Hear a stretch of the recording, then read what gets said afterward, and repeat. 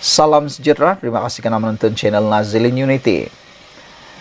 Kali ini, Razali jahil undang-undang, perlembagaan bersatu.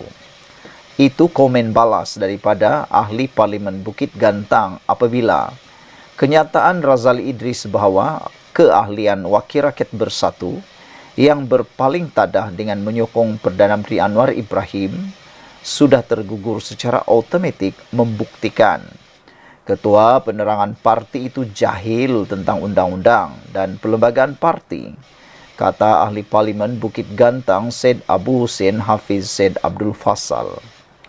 Ketua Penerangan Bersatu ini tak tahu undang-undang. Saya cadangkan bersatu tukar ketua penerangan. Cari yang cerdik sikit, katanya ketika dihubungi. Mengulas kenyataan Razali bahawa ketujuh-tujuh pemimpin itu termasuk dirinya perlu mengosongkan kerusi kawasan masing-masing dan tidak menunggu surat pemecatan, Syed Abu Hussein Hafiz berkata, pindaan perlembagaan itu mempunyai proses lanjutan. Jadi Ketua Penerangan Bersatu tak faham undang-undang. Dia ini mesti ada ilmu, kenyataan dia seolah-olah tak erti, katanya lagi. Pindaan perlembagaan parti ini mesti ada proses, baru dapat kelulusan. Perkara itu mesti ada prosedur selanjutnya seperti langkah-langkah yang patut diambil. Sudah lulus pindaan, kamu pergi dengan proses kamu dan kami pun pergi proses kami, katanya. Ini nak cabar anak jantan, anak betina, kosongkan kerusi, bukan begitu. Ini cakap macam dalam kedai kopi. Sebab itu saya berkata bersatu teruk. Ketua Penerangan tak tahu undang-undang, katanya lagi. Razali hari ini dilaporkan sebagai berkata keahlian Wakil Rakyat berkenan tergugur selepas Jabatan Pendaftaran Pertubuhan ROS meluluskan usul pindaan perlembagaan parti itu pada 2 April lalu. Pada 2 Mac lalu, Bersatu meluluskan pindaan perlembagaan parti itu bagi melucutkan keahlian parti bagi wakil rakyat yang menyokong mana-mana pihak bertentangan dengan parti. Keputusan itu dibuat dalam Mesyuarat Agung Luar Biasa EGM dengan perwakilan parti sebulat suara menyokong usul untuk meminda perkara 10 perlembagaan bersatu. Setakat hari ini, 6 ahli parlimen dan seorang adun bersatu telah menyatakan sokongan kepada kepimpinan Anwar. Selain Syed Abu Hussein, mereka yang lain adalah Muhammad Aziz Abu Naim, Gua Musang, Zulkapari Hanapi, Tanjung Karang, Zahari Kecik, Jeli, Iskandar Zulkarnain Abdul Khalid, Kuala Kangsar, dan Suhaili Abdul Rahman, Labuan. Manakala adun tunggal yang terbabit pula ialah Abdul Rashid Asy'ari, Selat Klang. Dua komen daripada netizen berkait isu ini ialah Oasis PJ kata support government pun salah. Nak kata bawak idea bernas tak juga. Bila isu yang sepatutnya sama-sama support seperti isu agama bangsa dia diam pula. Memang api dalam sekamlah korang ni, kata Oasis. Tok Mudim pula kata keahlian tergugur secara automatik. Bukan bermakna kerusi juga kosong secara automatik. Kena proseslah dulu, bagi black and white. Kalau mereka tak mahu kosongkan kerusi, kamu boleh buat apa? Maki hamun dan cerca anak jantan, anak betina sahaja pun tak boleh jadi. Tak puas hati, bawalah ke mahkamah. Bersatu takut nak bawa ke mahkamah sebab prosesnya lama. Silap-silap hari bulan, dah PRU 16, masa tu baru kerusi dikosongkan sementara kes masih belum selesai, kata Tok Mudim. Jamie Page pula kata, Syed Husin ni apa lagi ni, katanya, proses apa lagi? Kalau dulu boleh, sekarang tak boleh, katanya. Baiklah, sekian dulu untuk kali ini. Jangan lupa tinggalkan komen anda, tekan butang subscribe. Bye-bye. Salam sejahtera, terima kasih karena bersama dengan saya di Nazilin Unity Channel. Kalau baru-baru ini isu tentang kalimah Allah berkaitan dengan kekemat, dan sekali lagi menjadi tular pula kalimah Allah dengan tali kasut. Kali ini tentang kartun pula.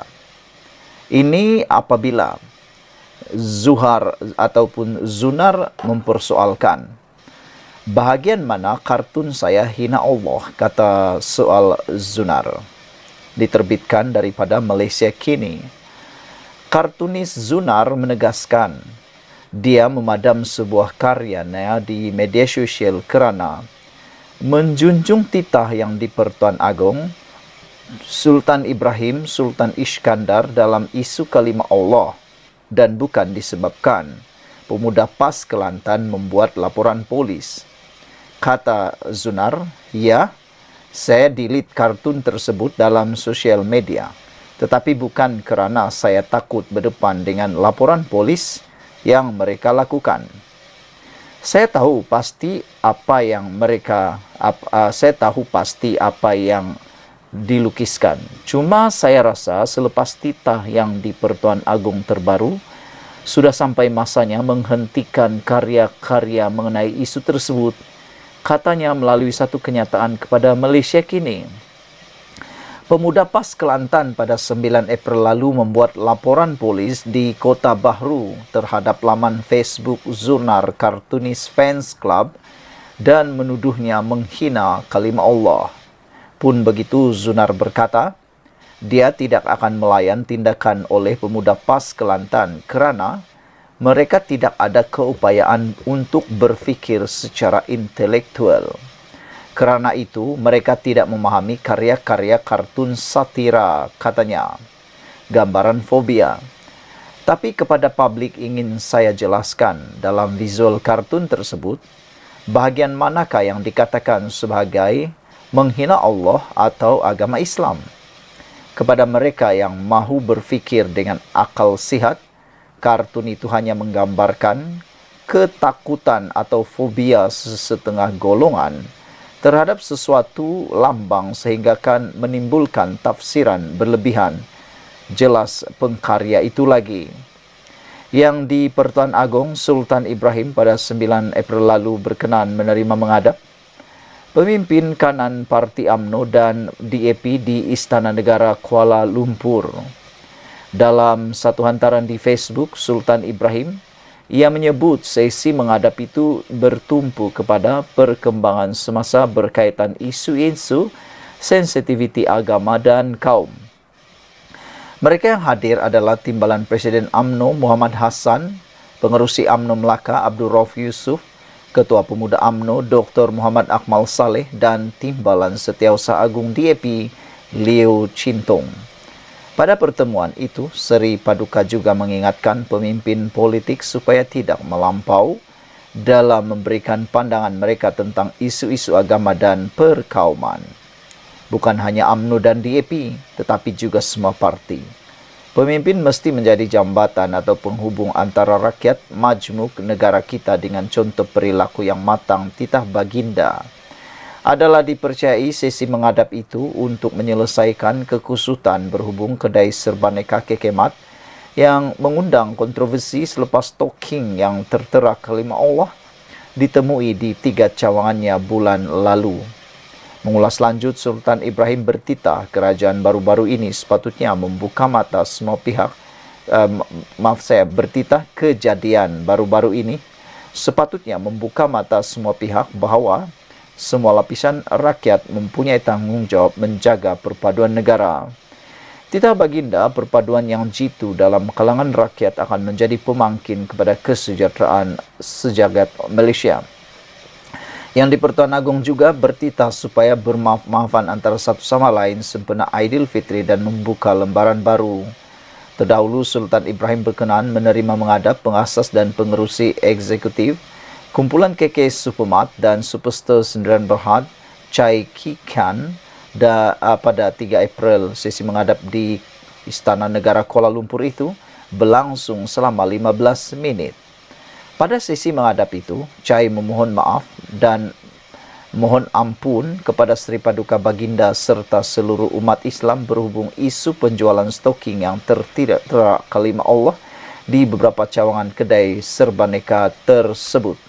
Sultan Ibrahim kemudian bertitah menekankan semua pihak termasuk kekemat supaya lebih berhati-hati terhadap produk yang dijual, khususnya barangan import, bagi mengelak perkara sedemikian berulang.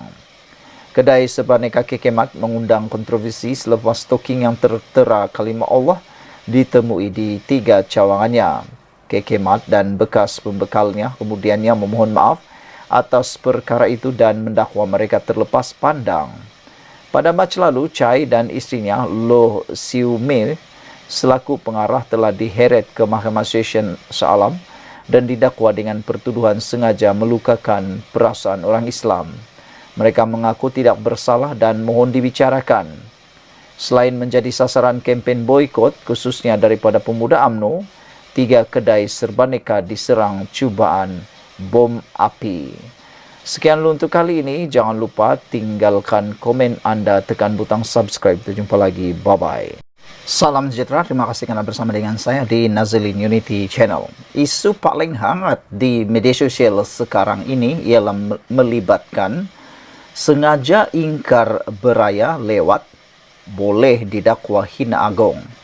Ini gara-gara tular di media sosial mengatakan bahawa sejak Selasa lalu tular hantaran beberapa warganet yang meragui pengumuman rasmi tarikh Hari Raya Puasa oleh penyimpan mohor besar Raja-Raja Tan Sri Syed Daniel Syed Ahmad. Mereka mendakwa kononnya tidak melihat anak bulan Syawal dengan mata kasar sendiri dan menganggap masih perlu berpuasa pada keesokannya agar genap 30 hari Ramadan.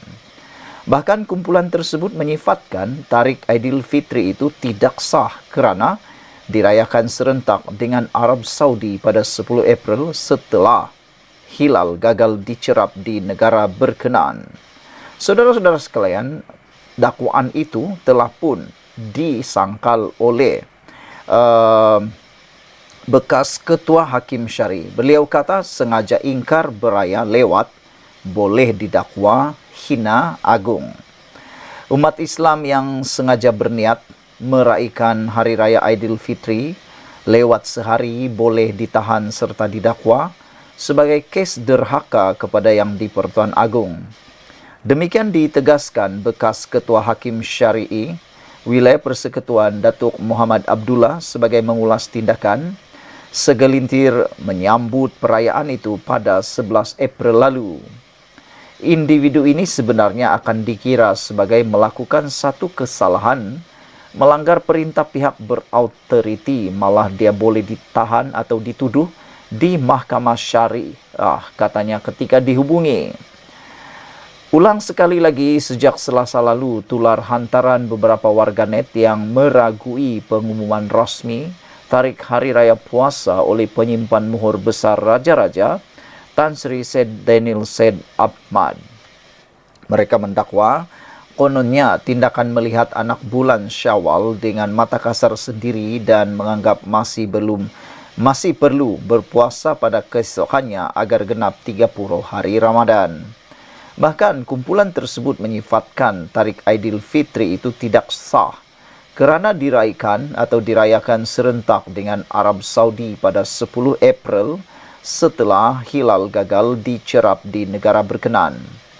Mengulas lanjut, Muhammad yang juga pakar falak rujukan Wilayah Persekutuan berkata, dari segi hukuman atau hukum syaratnya, individu itu dianggap ingkar arahan ulil amri selaku pihak penguasa. Kes sebegini boleh didakwa mengikut atau menurut Seksyen 9 Akta Kesalahan Jenayah Syariah Wilayah Persekutuan 1997 kerana menghina atau mempertikai Yang di-Pertuan Agong, katanya.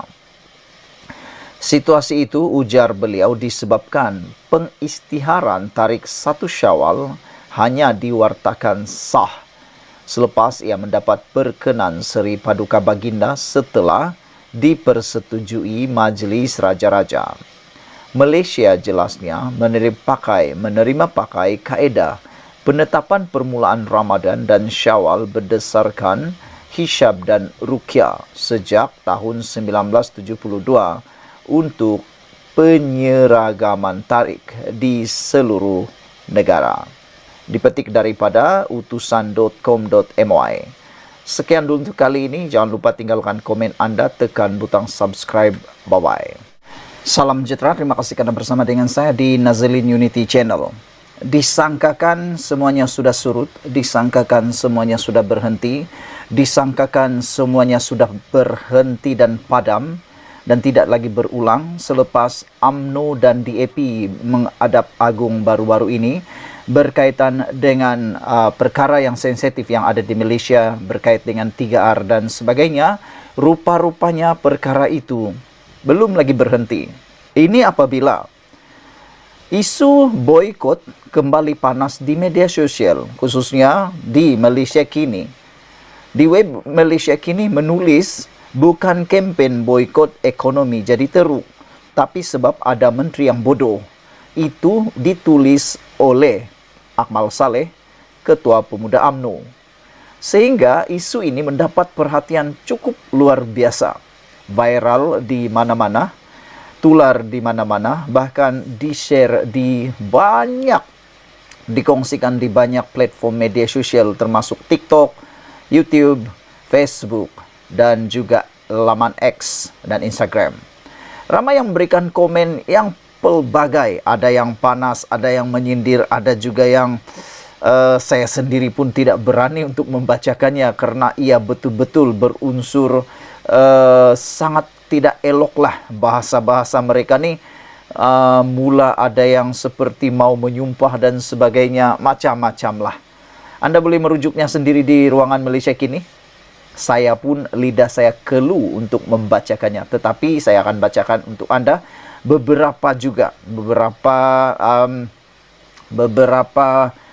komen daripada netizen berkait ini. Antaranya Harimau 1 mengatakan, bukan saja menteri bodoh tapi tak faham budaya rakyat Malaysia, hanya pentingkan diri, yang kaya begitu kaya, yang miskin begitu miskin. Ini mana betul, kata Harimau 1. Ada juga yang mengatakan bahawa bahasa yang digunakan oleh Akmal Saleh ini cukup panas dan mereka kata tidak beradab. Anda bolehlah cari sendiri di ruangan Malaysia Kini. Animaus kata perangai Ketua Pemuda UMNO ini begitu teruk sekali. Lebih-lebih lagi dia memang macam fikirannya immature katanya. Dia memang tidak layak sebagai Ketua Pemuda UMNO, kata beliau. Ini apabila sekali lagi timbul isu tentang kempen boikot. Kata Akmal Saleh, bukan kempen boikot ekonomi jadi teruk, tapi sebab ada menteri yang bodoh. Waduh, ini memang panas lah kan. Bayangkan seorang menteri dikatakan bodoh. Ketua Pemuda UMNO Dr. Muhammad Akmal Saleh menafikan kempen boikot yang dicadangkannya sebagai punca ekonomi negara semakin teruk. Sebaliknya dia berkata, ia adalah kerana menteri bodoh seperti Menteri Perumahan dan Kerajaan Tempatan Eng Kor Ming, kata Akmal dalam satu hantaran di Facebook. Bayangkan secara jelas dan terang-terangan Akmal menulis siapakah menteri yang beliau rujuk itu. Dia merujuk kepada seperti Menteri Perumahan dan Kerajaan Tempatan Eng Kor Ming. Saudara-saudara sekalian, menjadi perdebatan di ruangan media sosial ialah berapa lamakah kerajaan yang ada sekarang ini mampu bertahan dengan adanya UMNO dan DAP di dalamnya. Siapa yang akan dahulu mengundur diri, menarik diri, melarikan diri daripada Pakatan Kerajaan Perpaduan ini? Sila tolong tuliskan ruangan komen Anda ataupun tulis komen Anda. Pada pendapat Anda, siapa yang mungkin akan dahulu mengundur diri daripada kerajaan yang ada sekarang ini? Kalau UMNO undur diri, kerajaan yang ada sekarang dengan DAP dan parti daripada Sabah dan Sarawak, kerajaan perpaduan ini, kerajaan Pakatan Harapan masih mampu berdiri. Kecualilah salah satu daripada negeri Sabah atau Sarawak, khususnya Sarawak, menyertai pakatan lain. Kata Akmal Saleh, dulu zaman Najib Razak kita buat je kempen boikot tetapi ekonomi tetap naik dengan baik, kata beliau. Semalam Eng membuat hantaran di X mengatakan bahawa Pekerja tempatan sedang menanggung sengsara akibat boikot yang dimainkan oleh pihak tidak bertanggung jawab. Berita hari ini memaparkan akibat boikot yang dimainkan oleh pihak tidak bertanggung jawab, pekerja-pekerja kita yang terpaksa menanggung sengsara, tulis Engkorming. Jangan sekali masuk dalam perangkap penghasut negara kita, memerlukan usaha semua pihak untuk membangunkan ekonomi negara, kata beliau lagi. Anda boleh merujuknya dalam hantaran Engkorming di laman X. Jangan sesekali masuk dalam perangkap penghasut. Negara kita memerlukan usaha semua pihak untuk membangunkan ekonomi negara, kata Eng. Dia turut memuat naik tangkapan skrin daripada laporan media Cina dalam ciapan tersebut. Akmal sebelum ini telah membuat gesaan supaya orang ramai memboikot kedai serbaneka Kekemat. Susulan dikesan beberapa cawangan kedai itu menjual stoking yang tertera kalimah Allah. Dia juga mengajak orang ramai untuk memboikot produk keluaran syarikat, selebriti dan usahawan kosmetik Alif Sukri yang mengeluarkan video pendek lagu raya yang dilihat keterlaluan terutama di tengah bulan Ramadan. Berikutan itu, Kekemat mengeluarkan permohonan maaf kepada semua pelanggannya, khususnya masyarakat Islam, dan mengesahkan bahawa tindakan segera telah diambil untuk menghentikan penjualan stoking berkenaan. Namun keadaan terus hangat sehingga mengakibatkan percubaan mengebom Kekemat, cawangan di Bidor, Perak, dakwaan ugutan membakar kilang pembekal Kekemat Xinjiang Cheng Sdn Bhd di Muar, Johor, dan Akmal sendiri berdepan ugutan bunuh dibuat terhadapnya. Yang di Pertuan Agong, Sultan Ibrahim kemudiannya campur tangan dan menyeru semua pihak supaya berhenti mengambil kesempatan terhadap isu itu sambil bertitah perkara tersebut diserahkan kepada pihak berkuasa. Tetapi Akmal sebaliknya mempersoalkan sama ada Seri Paduka secara khusus meminta agar kempen boikot dihentikan. Sebelum ini Akmal pernah bertikam lidah dengan Eng Korming berhubung perkara itu.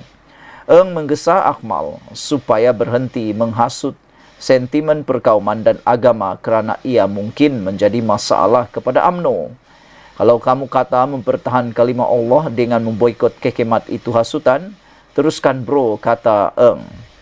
Saya tidak takut langsung. Prinsip UMNO adalah untuk mempertahankan Islam, Bumi Putra dan kerabat diraja Melayu, dan ini tidak akan berubah. Itu pemuda UMNO akan pegang sehingga mati, balas Akmal. Pada 9 April lalu, yang di Pertuan Agong berkenan menerima menghadap pimpinan kanan Parti UMNO dan DAP di Istana Negara Kuala Lumpur. Mereka yang hadir adalah Timbalan Presiden UMNO Muhammad Hassan, Pengerusi UMNO Melaka Abdul Rauf Yusuf, Timbalan Setiausaha Agung DAP Leo Cintong dan Akmal sendiri. Seri Paduka juga mengingatkan pemimpin politik supaya tidak melampau dalam memberikan pandangan mereka tentang isu-isu agama dan perkauman. Sekian dulu untuk kali ini. Jangan lupa tinggalkan komen Anda. Anda boleh membacakan laporan ini di Malaysia Kini dan Anda boleh lihat sendiri apa komen netizen sehingga 16 komen diberikan dalam komen ini. Dan yang paling saya suka secara positifnya ialah daripada Brown Falcon 0137 mengatakan sudah-sudahlah tu. Saya menyokong apa yang dikatakan oleh Brown Falcon.